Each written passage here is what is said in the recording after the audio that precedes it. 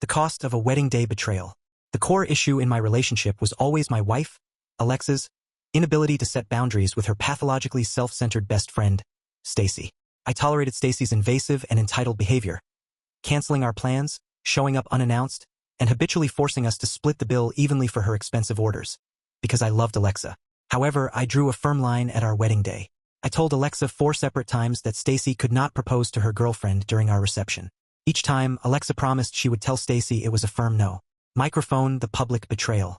The ceremony was beautiful, but during the reception, as the lights came up after our slideshow and we were about to share our first dance, everything exploded.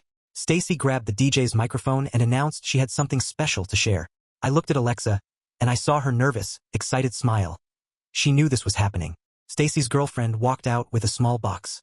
Stacy got down on one knee right there on the dance floor, our dance floor. The crowd erupted. Our photographer literally turned his back on us to capture Stacy's proposal. I sat there watching our entire wedding reception become someone else's engagement party.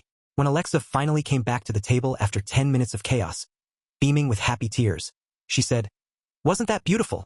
I'm so glad we could give them this moment." Door the walkout. I looked at the woman I had just married and quietly said, "I want a divorce." She actually laughed, thinking I was making a joke. "Stop being dramatic. Let's go do our first dance." "I'm not being dramatic," I said, standing up. "I told you 4 times this couldn't happen. You looked me in the eye and lied." Her smile finally faded. "It's not that big of a deal." I listed the damage. Our photographer missed our entrance, the dance floor we paid for was covered in her rose petals, and half our guests thought they came to an engagement party. The real betrayal was the motive. "The whole time you were planning to let this happen anyway." Alexa's face went pale. "I thought once it happened, you'd realize it wasn't a big deal. You thought about what you wanted, about what Stacy wanted. You didn't think about what I wanted at all." I walked toward the exit. Alexa grabbed my arm. "Where are you going?" "You and Stacy can handle the rest," I said. I left, walked right out of my own wedding reception, got in my car, and drove away. Ring the aftermath. That was 3 days ago.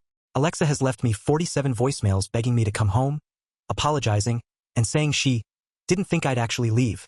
My decision for divorce is not about the proposal. It's about the fundamental breach of trust and the realization that she was willing to choose Stacy's self-centered desire over my clear boundaries on the one day that was supposed to be about us. She showed me exactly where I ranked in her priorities. Yes, I want a divorce.